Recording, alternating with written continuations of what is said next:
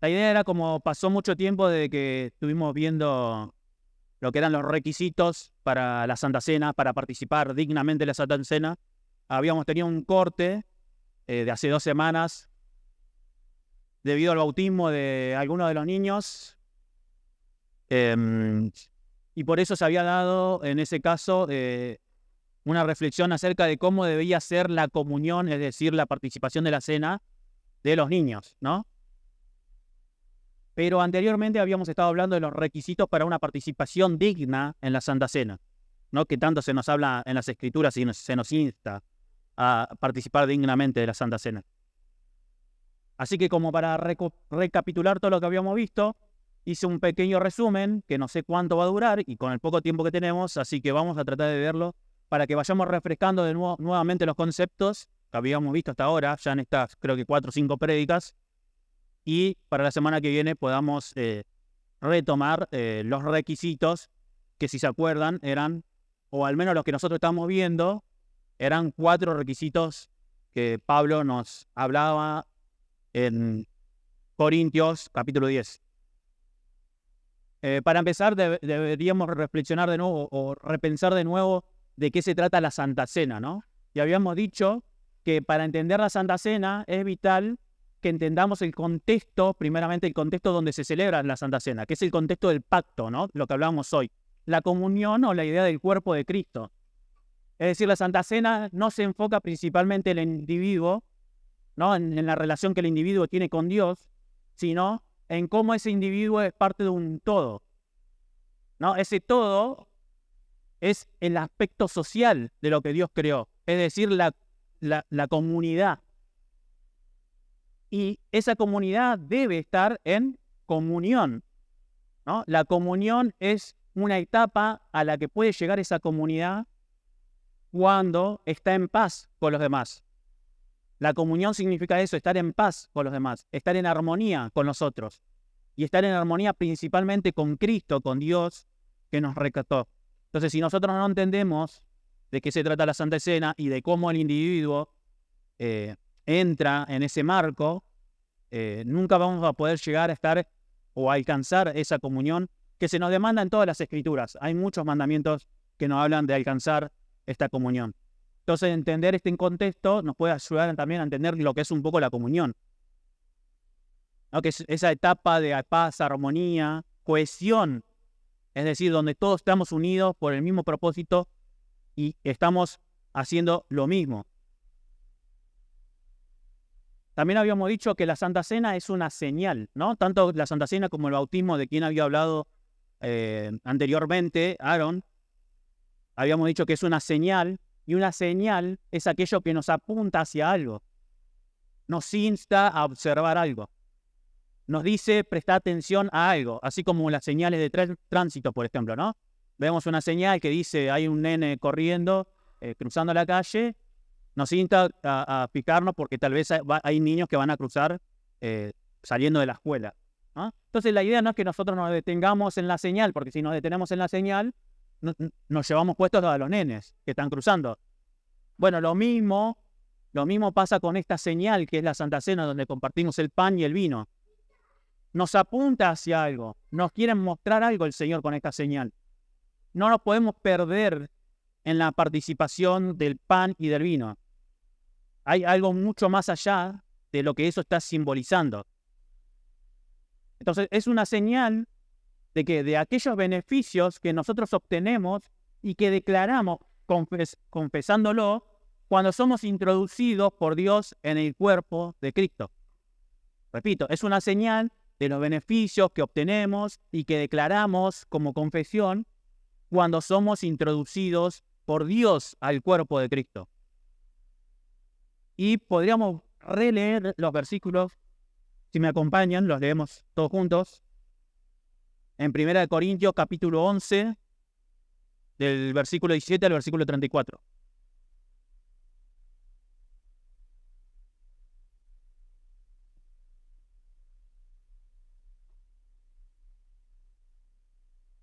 Primera de Corintios capítulo 11, versículo 17 al 34.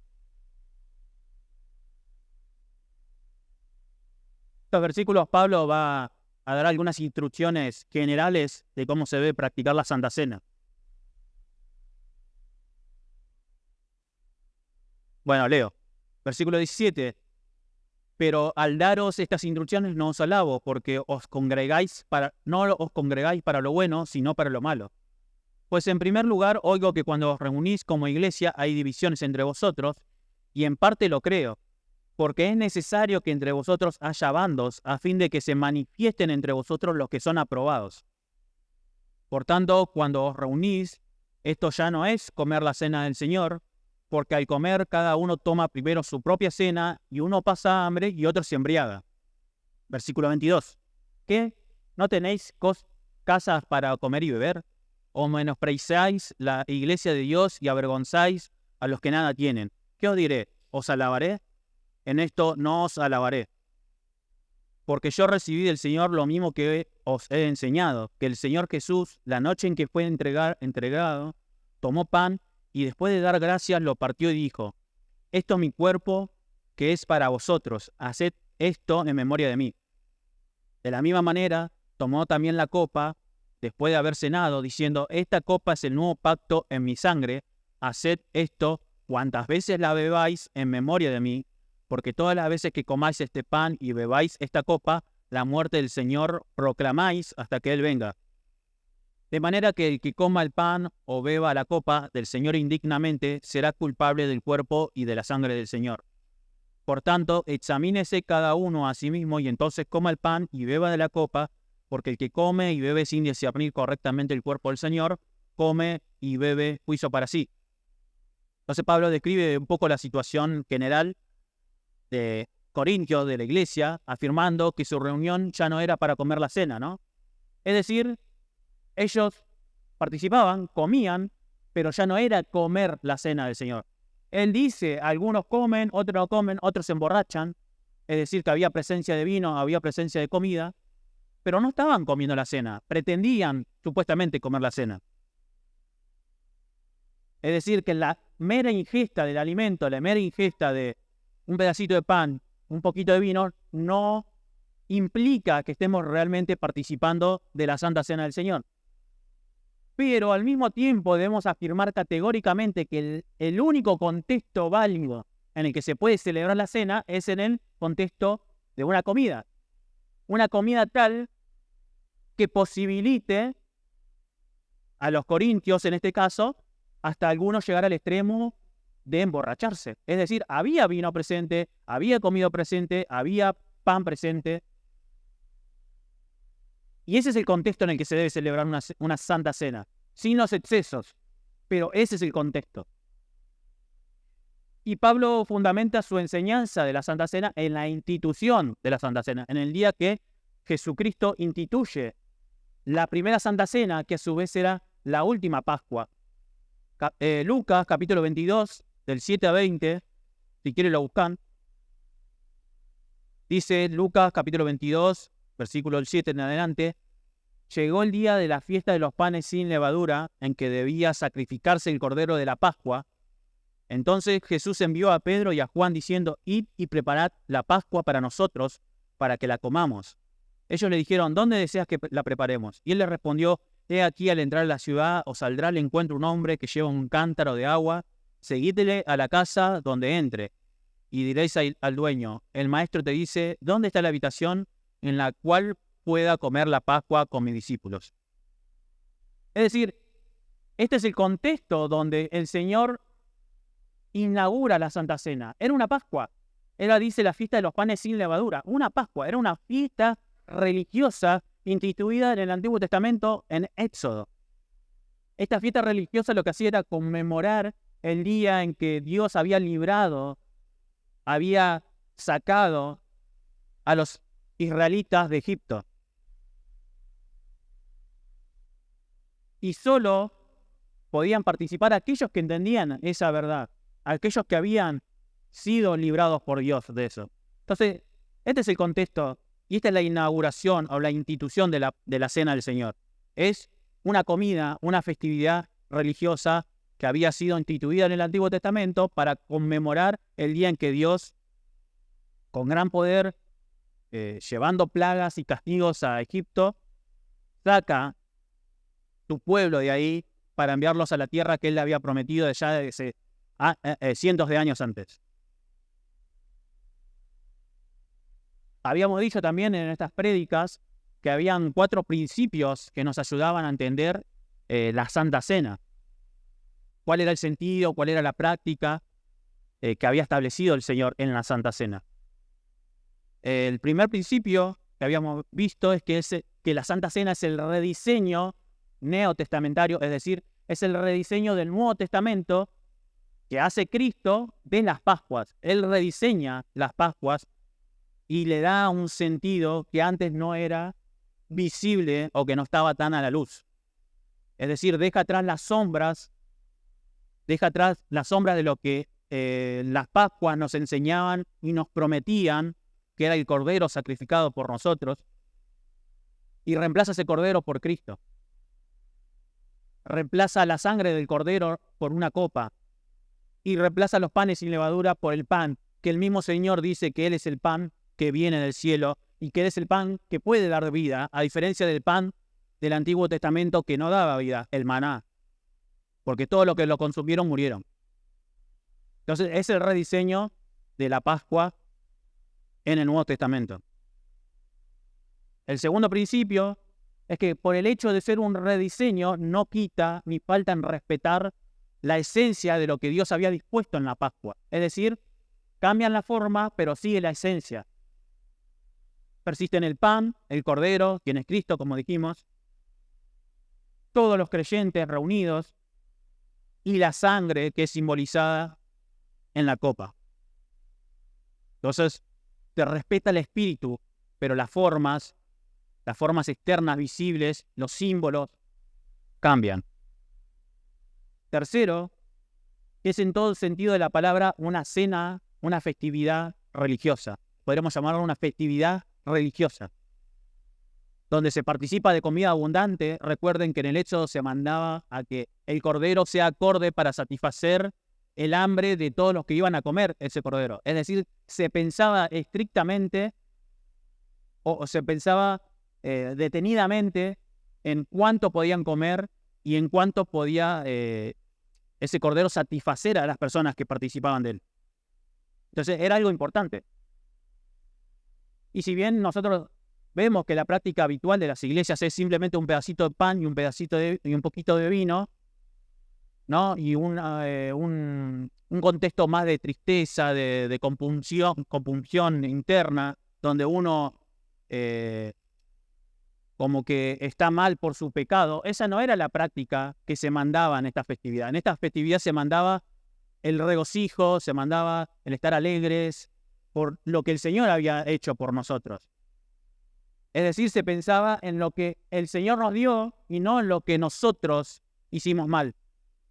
No se pensaba en los pecados internos o en los pecados que nosotros cometimos, sino en la solución de esos pecados. Es por eso que era una festividad. No era un momento para ponerse mal, sino que era un momento para recordar los beneficios que Dios nos da a través de Cristo. Y cuarto, habíamos dicho que el mero comer y beber no garantiza la verdadera participación de la cena, ni estar entre los que participan no garantiza la participación digna de la comida. En conclusión, la Santa Cena es la señal que Cristo estableció para representar y recordarnos su obra por nosotros, su sacrificio por nosotros, en el cual Dios, por su gracia, quiso incluirnos. Él estableció la celebración como una continuación de la fiesta de la Pascua que había establecido en Éxodo. Y también viene bien recordar qué significa Pascua, que en hebreo es la palabra pesaj, que quiere decir pasar por alto o proteger, ¿no? ¿Qué es lo que había hecho el Espíritu Santo cuando al matar o quitarle la vida a todos los primogénitos de los hijos de los egipcios, pasa por alto a los hijos de los israelitas cuando ellos pintaban sus puertas con la sangre del cordero? Entonces esa sangre, es la sangre derramada de Cristo, es la que nos protege y hace que seamos pasados por alto por Dios. Es decir, que seamos perdonados, seamos protegidos en Cristo por su sangre. Y eso es lo que recordamos en las Pascuas. De eso se trata la Santa Cena, que son las nuevas Pascuas.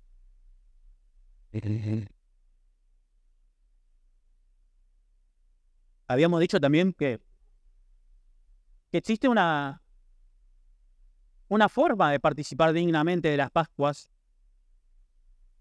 y que esta forma de participar dignamente en parte nos es enseñada por el Antiguo Testamento, por la forma en que ellos participaban o debían participar de sus comidas y de sus festividades.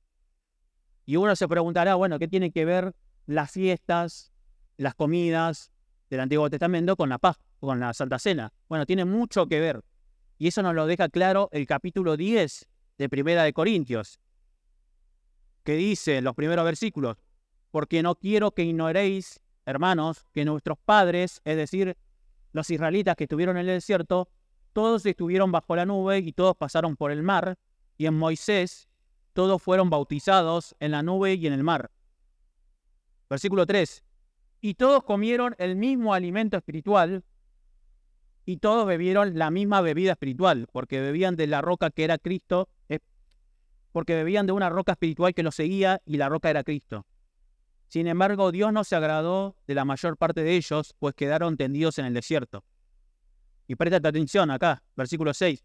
Estas cosas sucedieron como ejemplos para nosotros, a fin de que no codiciemos lo malo como ellos lo codiciaron. Y acá empieza Pablo dando algunos requisitos. Versículo 7. No seáis pues idólatras, como fueron algunos de ellos. Según está escrito, el pueblo se sentó a comer y a beber y se levantó a jugar. Ni forniquemos como algunos de ellos fornicaron, y en un día cayeron 23.000. Versículo 9. Ni provoquemos al Señor como algunos de ellos le provocaron y fueron destruidos por las serpientes. Ni murmuréis como algunos de ellos murmuraron y fueron destruidos por el destructor. Estas cosas les sucedieron como ejemplo y fueron escritas como enseñanza para nosotros, para quienes han llegado al fin de los siglos. Ahora Pablo habla de unas comidas, ¿no? Que ellos participaron de un alimento, dice, participaron del agua, participaron de la bebida. Y el mismo Señor también nos habla de cuando los israelitas comieron del maná, ¿no? Y él conecta eso con su propia vida, con su propia existencia, quien es el nuevo pan, ¿no? Del que debemos participar, de quien debemos comer. Entonces hay una conexión entre las comidas del Antiguo Testamento y la Santa Cena. Y en esa conexión podemos entender y aprender cómo debemos comportarnos o cómo debemos participar de la Santa Cena. Porque son ejemplos, como dice Pablo, para nosotros. Fueron escritos como ejemplo para nosotros. Entonces nos da 4 advertencias para que nosotros tengamos en cuenta a la hora de participar de la comunión. En primer lugar, habíamos dicho que era la idolatría, que se nos cuenta en Éxodo capítulo 32, del 1 al 6, dice, ellos estaban en el desierto, los israelitas habían salido de Egipto, y nos cuenta, cuando el pueblo vio que Moisés tardaba en bajar del monte, la gente se congregó alrededor de Aarón y le dijeron, levántate, haznos un Dios que vaya delante de nosotros. En cuanto a este Moisés, el hombre que nos sacó de la tierra de Egipto, no sabemos qué le haya acontecido. Este es el ejemplo que pone Pablo cuando dice, no seamos pues idólatras como lo fueron ellos. Se refiere a Éxodo capítulo 32. Lo cierto es que en este caso los israelitas se habían dado cuenta que Moisés fue al monte y él había ido a buscar las tablas de la ley, pero había tardado demasiado en bajar.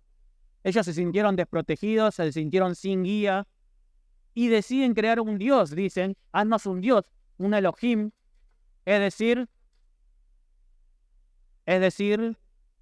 un gobernante, porque la palabra Elohim significa gobernante, juez, ¿no? O simplemente una autoridad dada por Dios al pueblo. Es decir, los israelitas querían reemplazar a Moisés. Ellos no se querían hacer una imagen de Dios, ni querían reemplazar a Dios, querían reemplazar a Moisés, a un intercesor. Ellos querían tener a alguien para ver que los guíe, porque dice, haznos un Elohim que vaya delante de nosotros. Es decir, que nos guíe, que sea nuestra guía, quien interceda delante de Dios por nosotros. Nos damos cuenta que el pecado de la idolatría que nos relata acá Moisés en Éxodo y que nos da como ejemplo Pablo en Corintios, es la idolatría al líder, la idolatría a la autoridad, a quien Dios pone para interceder. Ellos estaban buscando su propio intercesor en vez de buscar al intercesor que Dios ya había puesto, que era Moisés. En vez de esperarlos, en vez de esperar la ley de Dios, ellos estaban buscando por su propia cuenta. Entonces, este primer requisito nos invita a que consideremos cuál es el intercesor, cuál es el gobernante que Dios nos dio a nosotros como iglesia. ¿Quién es Cristo? Porque Moisés es una prefigura de Cristo. Moisés es la sombra de Cristo. Nosotros no debemos tratar de reemplazar a nuestro Moisés, a Cristo. No debemos tratar de buscar en el liderazgo de la iglesia un representante de Dios para nosotros, alguien que nos diga qué debemos hacer. Debemos buscar a nuestro representante que es Cristo. Y esta es la invitación de no seáis pues idólatras. Significa, en otras palabras, buscad a Cristo. Buscad a Cristo. No busques otras autoridades. No busques a alguien que interceda por vos ante Dios. El trabajo de intercesión ya fue hecho. Ellos, los israelitas, habían sido vislumbrados de alguna manera con todas las proezas, con todos los milagros que hizo Moisés, y se pensaron que el punto era el liderazgo, el punto era el intercesor, el Elohim, el Señor que tenían por delante, pero no, el punto era la autoridad de Dios delegada a Moisés. Y así Dios ha dado una autoridad a Cristo, que es la autoridad de salvarnos y de ser nuestro Redentor y quien se pone delante de Dios en favor nuestro. Entonces debemos tener nuestra mirada en Cristo. Primer ejemplo.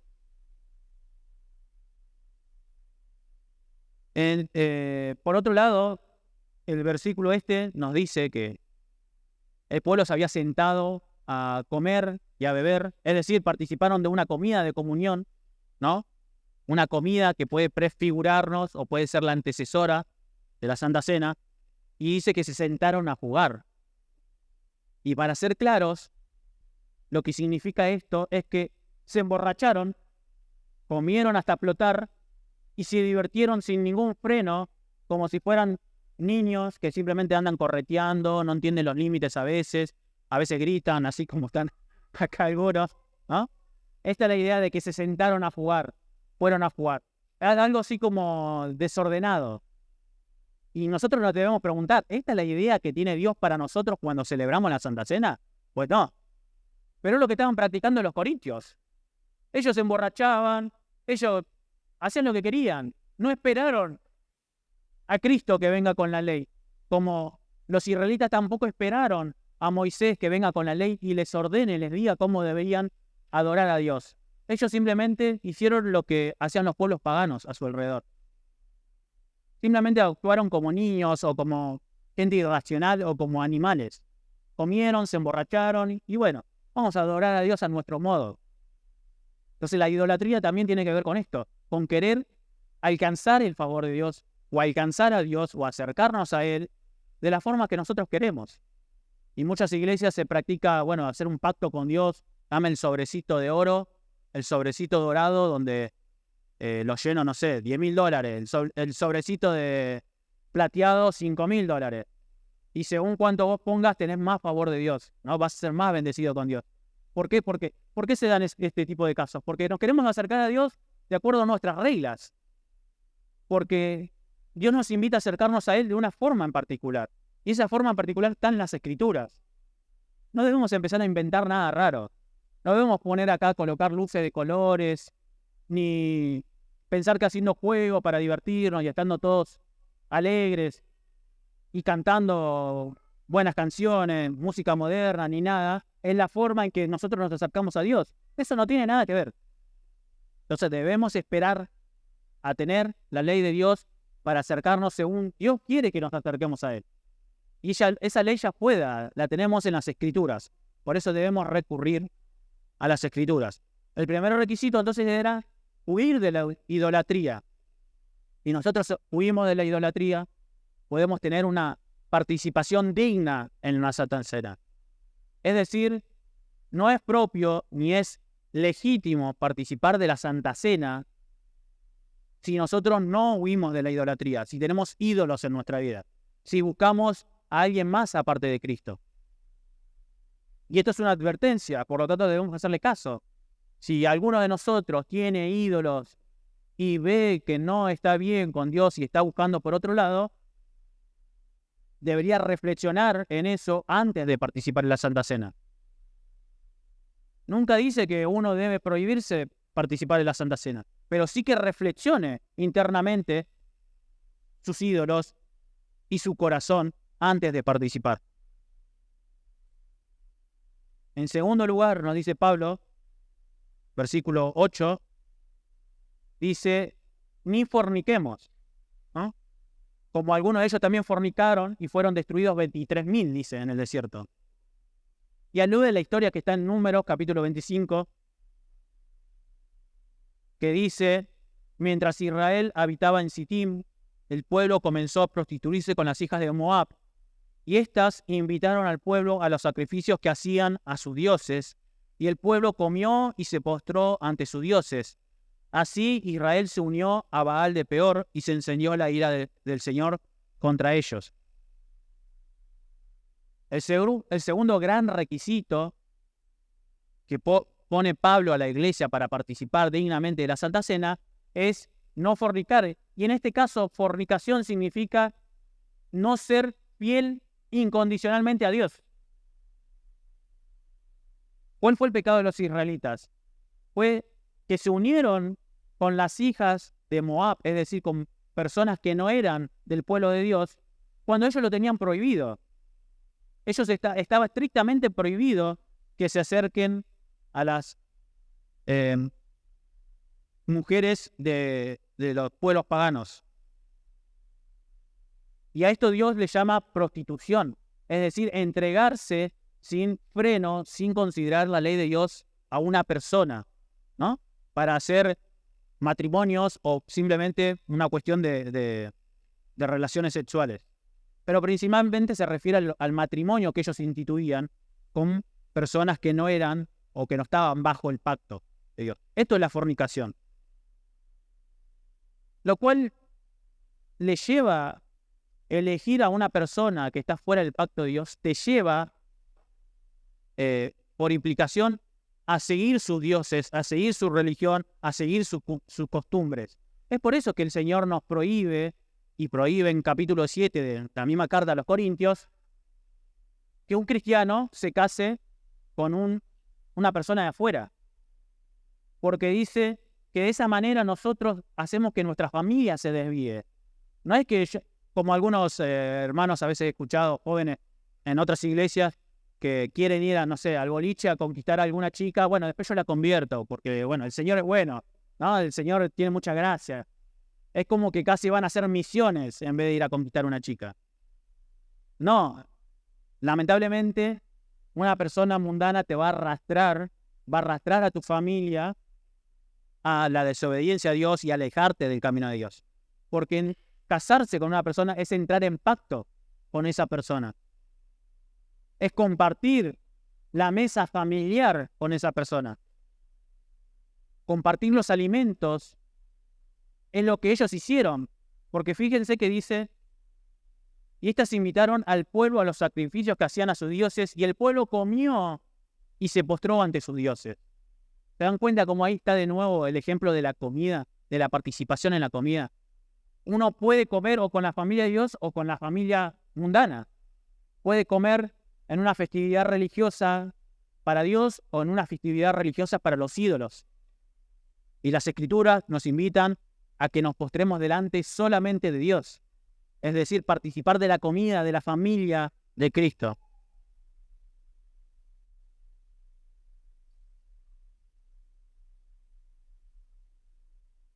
Recordemos también que, si bien dice que el pueblo fornicó, es importante señalar que en Números 25, versículo 4, dice: y el Señor dijo a Moisés, toma a todos los jefes del pueblo y ejecútalos delante del Señor a plena luz del día. ¿No? Es decir, el pecado no fue de todo el pueblo, sino que fue explícitamente o específicamente de los jefes del pueblo, de las autoridades, lo cual agrava mucho más el pecado. Pero no fueron todas las autoridades, todos los jefes. El versículo 5 del versículo 25 dice: entonces Moisés dijo a los jueces de Israel, cada uno de vosotros mate a aquellos de los suyos que se han unido a Baal de Peor. Es decir, que algunos de los jefes del pueblo fornicaron y fueron a buscar mujeres paganas. Y con respecto a los jefes del pueblo, la importancia que tienen, porque en Éxodo capítulo 17, 18, es Moisés quien instituye a los jefes del pueblo. Y los instituye con ciertos requisitos, teniendo en cuenta ciertos requisitos. Estos jefes dicen: escogerás de entre todo el pueblo hombres capaces, temerosos de Dios, hombres veraces, que aborrezcan las ganancias deshonestas, y los pondrás sobre el pueblo como jefes de 1000, de 100, de 50 y de 10. Es decir, aquellos que habían sido puestos sobre el pueblo, elegidos en base a su supuesta sabiduría, a sus conocimientos, a sus capacidades, para juzgar al pueblo, para aliviar la tarea que tenía Moisés de juzgar, fueron los primeros que decidieron abandonar la ley de Dios para ir detrás de las mujeres de Moab, casándose con ellas, haciendo pactos con ellas y por ende haciendo un pacto con sus dioses. Deuteronomio capítulo 7 les prohíbe estrictamente que ellos debían relacionarse con esta gente. Dice: no harás alianza con ellos, ni te apiadarás de ellos, y no contraerás matrimonio con ellos. No darás tus hijas a sus hijos, ni tomarás sus hijas para tus hijos, porque ellos apartarán a tus hijos de seguirme para servir a otros dioses. Entonces la ira del Señor se encenderá contra ti, y Él pronto te destruirá. Entonces, cuando Dios prohíbe a los israelitas y cuando nos prohíbe a nosotros de que nos casemos, de que hagamos un pacto con personas del mundo, con personas que están fuera del pacto, no lo hace por el hecho de prohibirnos el amor o el romance o todas esas cosas que Dios dio a los hombres, sino lo hace para preservar nuestras familias, para preservar a nuestros hijos en el camino de Dios y nuestra herencia en el pacto. Es por eso que dice que cuando ellos se unieron a las hijas de Moab, dice, se unió también Israel a Baal de Peor. Es decir, al ídolo de ellos, al Señor de ellos, al Dios de ellos. Y además dice que el pueblo, al unirse a sus dioses, comió con ellos y se unieron en yugo desigual, ¿no? Implicaba que, por un lado, como dijimos anteriormente, participaban de las comidas de Israel, participaban de la Pascua, participaban de las comidas que Dios había instituido para ellos, y también participaban de las comidas del mundo, participaban de las comidas de los incrédulos. Y esto es algo que va a tratar también Pablo más adelante en los versículos que siguen en el capítulo 10, cuando nos habla que no podemos participar de la copa de los demonios y de la copa de Cristo. Es decir, nuestra fidelidad a Dios debe ser exclusiva. No podemos ser ambivalentes, estar en el mundo un poco, estar en la iglesia un poquito. Y esto también tiene mucho que ver con la idolatría. La fornicación tiene que ver con la idolatría. ¿Con quién nos unimos nosotros? ¿De quién somos parte? O somos parte del cuerpo de Cristo o somos parte del mundano, de los mundanos. O participamos de la comida de Cristo o participamos de la comida del pagano. La invitación, entonces, en esto, al menos estos dos primeros principios, y la semana que viene, si Dios quiere, vamos a ver los siguientes dos principios que debemos tener en consideración a la hora de participar en la Santa Cena, es reflexionar internamente acerca de la idolatría. Si nosotros estamos buscando otros líderes que Dios no nos dio, o si estamos buscando a Cristo como intercesor. Y si nosotros, nuestra fidelidad es exclusiva para Dios, o estamos de aquí para allá, un poco en el mundo, un poco en la iglesia, si estamos buscando las cosas que Dios nos prohibió en el mundo, o si estamos buscando las cosas que Dios sí nos dijo que busquemos.